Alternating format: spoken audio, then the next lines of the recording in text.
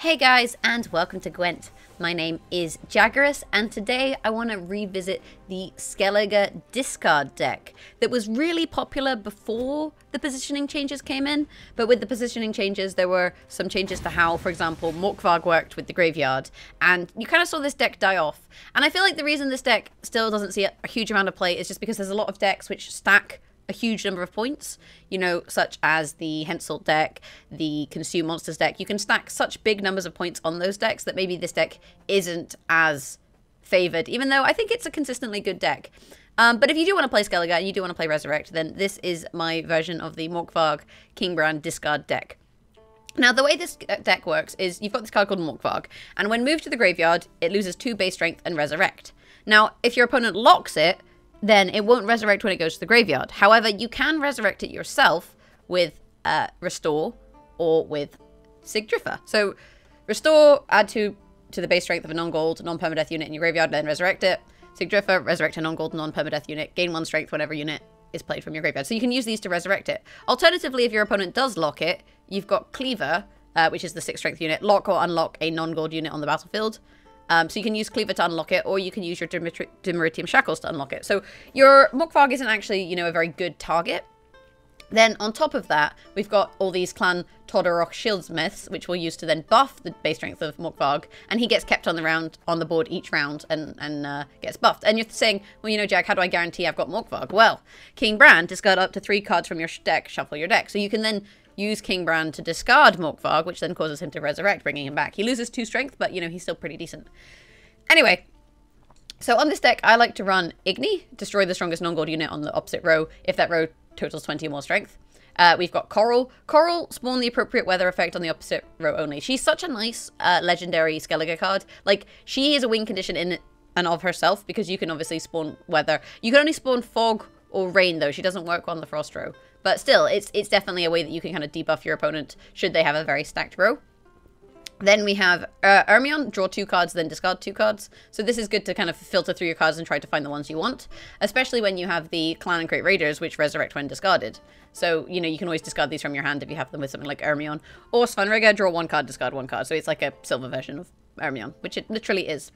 Then we have Bran, draw 2 cards, keep 1 and discard the other. So this is again for deck thinning and also to maybe target draw something that you might need. Now, with all this discard, we've also then got our War Longships. Remove 2 strength from a random opposing non-gold unit whenever you discard a unit. So whenever you throw away a card, the War Longships will shoot, dealing 2 damage. And they're quite nice as a kind of first round win condition. Then our remaining silvers, we've got Decoy. Decoy is just really nice. You can use this to replay a Shieldsmith, for example, and buff your Morkvarg some more. You can use this to replay Cleaver should you need to, or Sigdrifer, or Svanrigga if you want to find a certain card. It's a useful silver card. Then we have a Lacerate. It's just good against most decks. A lot of decks stack a single row, and this gives us a lot of strength. We've got a Shackles, like I say, to unlock Morkvarg should we need to, or lock any problematic cards, maybe like a Villain Trenton Mirth, for example. And we have a couple First Lights, which we're going to use to counter weather. And last but not least, we do have our Priestess of Freyas. These resurrect a bronze non-permadeath unit. So we can use the Priestess of Freyas to resurrect the Todorok Shieldsmiths, you know, in the 2nd and 3rd round, and then use them to buff up Morkvarg even more. So we're going to have a really fat Morkvarg, basically. But yeah, that's kind of the gist of the deck. I'm going to jump into a game now, and I'll showcase this deck in action. And if you like this deck, don't forget to hit that thumbs up button, guys. Onward, sons of Nilfgaard! Of course, friend. Okay, so we're up against John Calviet, which is a leader you really don't see played very often. John Calviet, he returns all spying units from your side to his side, so you have to be aware that that can happen. In terms of the mulligan, we don't want any, what are they called? We don't want any Raiders, and we don't want any Morkvarg, which we actually haven't drawn, so this is pretty good. We've got Cleaver, so we can probably afford to pass on Dimeritium Shackles, and swapping her out for Coral is really nice. We can also probably get rid of our Resurrect for now. We'll find that later on. It's quite easy to find. Well, there's even more Resurrect. Yeah, I think I'm pretty, you know, happy with this hand, all things told. All things told, we're done. So what we're going to do here is we're going to play our War Longships, and then we're going to discard, and that will shoot him. And because we can discard Morkvarg and 2 of those Clan and Crate Raiders, for example. I think they're called Clan and Crate Raiders. Kraken Crate Raiders. The ones that get resurrected when they discard. My turn. Here's a boat. And if he spawns something here that we definitely want to kill, we can always like discard now rather than later. As it is, he's played Stefan, so he's wanting to target draw a specific card. So Stefan moves a card to the top of your deck, and he gets to choose what it is. As it is, it means we're not going to discard yet, so we'll just play out our second longship. And now we're kind of set up to shoot whatever it is that he plays. I'm falling behind. Bear in mind that, you know, we're going to be doing quite a bit of damage with this. But the thing is, there we go. We need a good target, because if we discard, we're actually going to kill the Imperial Brigade here, which I think is worth doing. So let's do that. So we will discard Morkvarg, the Clan and Crate Raider. They are called Clan and Crate Raiders. See, I do know what I'm talking about. And the Clan and Crate Raider. Hide your stench. And you can see he got killed there. We actually could have done 12 damage, we only did 10, but, you know, clearing a buffed card from him is really nice. Scorch would be huge here, though. If he has Scorch, scorching all of the 4s would be a big play. That would be a big boy play. And it doesn't seem like he's got it. Okay, this is actually, we could probably discard this. It's an okay card, but it's not amazing. And because we have the Hermione, we can actually kill his Cynthia. So we'll play this. And this also draws us some cards, so we get some choice in what we do next. We don't need the First Light, though. The First Light won't cause us to shoot. I think what we'll discard is the... Oh, can I not discard him? I can, there we go. This and the First Light. It's still like 4 damage, basically. And we got Burn It into our hand there, so we now have choice should we want to play that.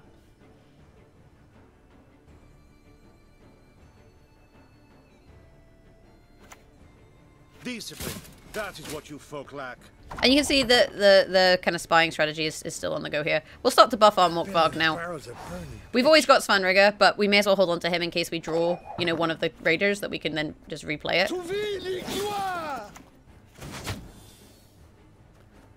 And honestly, like, I'm not super worried about this strategy. We can always coral the middle row.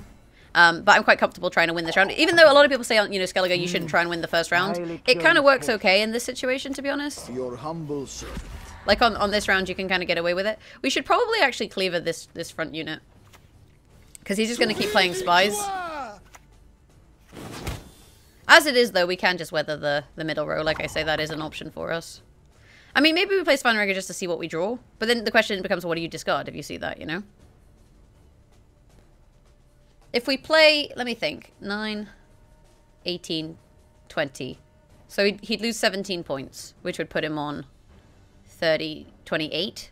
I'm on 42, 28, 38. I think we play Burner. We shall do it my way. Because we can always weather him is the thing.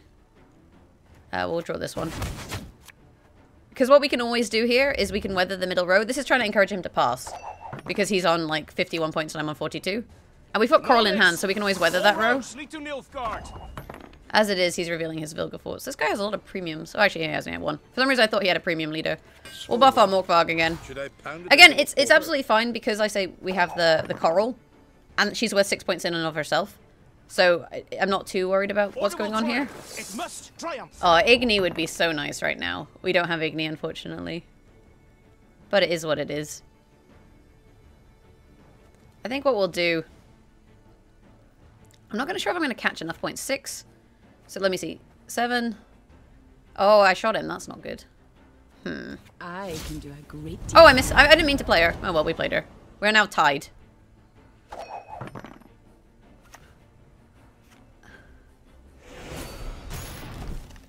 Awkward. I didn't actually intend to do that. I don't think I can catch him here. Maybe. Let's play this. I swear on my honor. Okay, we can catch him. Never mind. Never mind. We're going to discard Cleaver. I maybe could have discarded Sigdrifa, but it's fine. But in discarding Cleaver, we also shoot him. I didn't actually mean to play Coral there. I meant to play Cleaver and lock something. But as it is, you know, we're Gucci. He thinks he's got the round. So Igni will only remove... Actually, we can get 18 from the middle row. It doesn't really matter where we go, but 18 is more than enough to win the round. So let's take this round from him.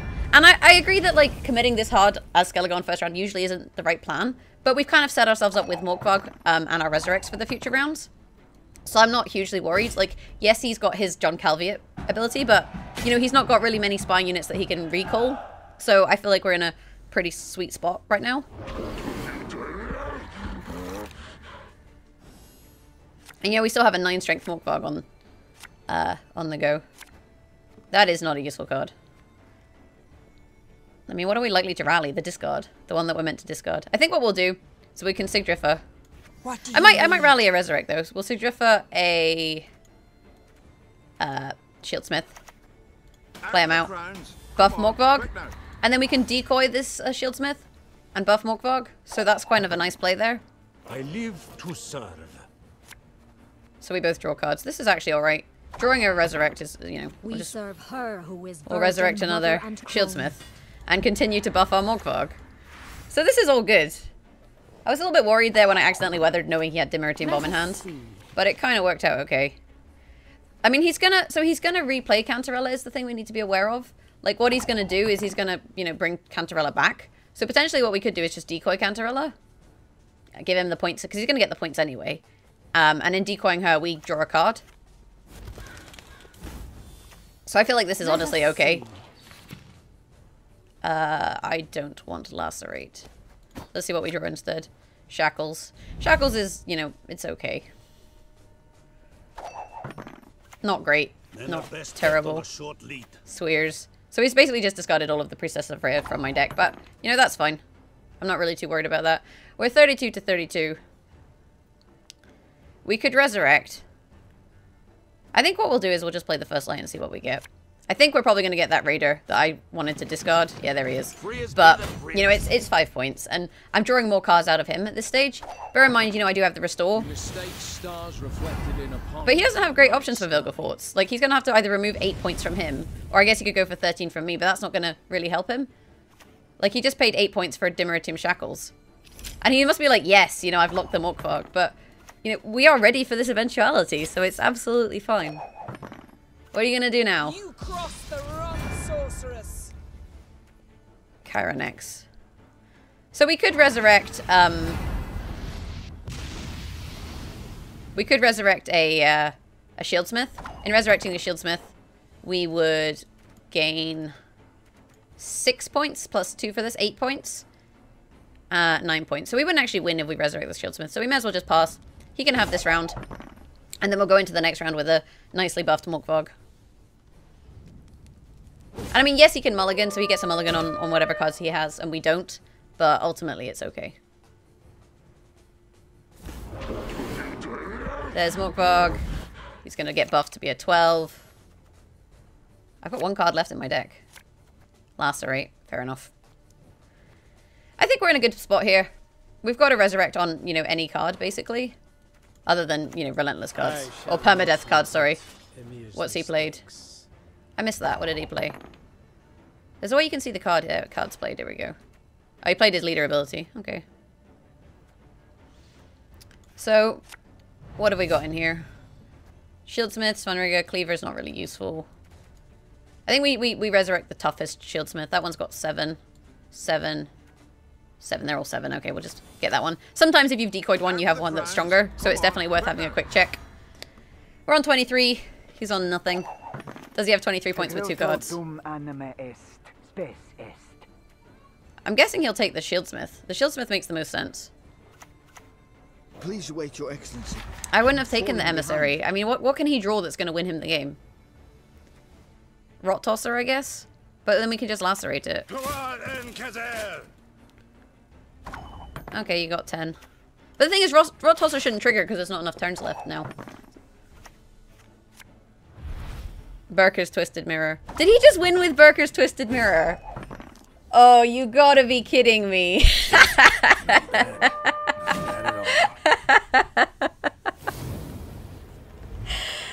I'm not even mad, you guys. That was a good game. That is hilarious. I did not see that one coming. I can 100% guarantee you that. But that is the gist of the Resurrect deck. You just keep resurrecting Morkvarg and keeping the points on the board. And it's an alright deck. I like to play it in casual. It's not really one that I would play in ranked, but for a casual, like, change of pace Skellige deck, the Resurrect deck is nice.